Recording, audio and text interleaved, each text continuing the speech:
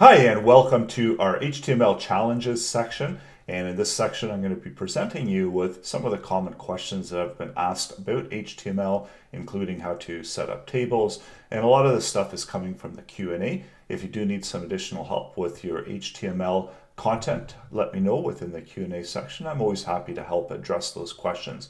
So in the upcoming lessons, I'm going to show you more about Viewport, how to set up your mobile responsive mobile-ready websites, as well as how to build an HTML template, how to structure HTML, how to design a website, a basic website structure from scratch.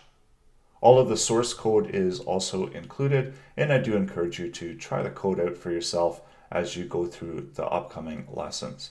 And again, if you do have questions, I'm always happy to hear from you within the Q&A section, and I'll address those questions as well as make updates to this video section, adding more content as more questions do come in.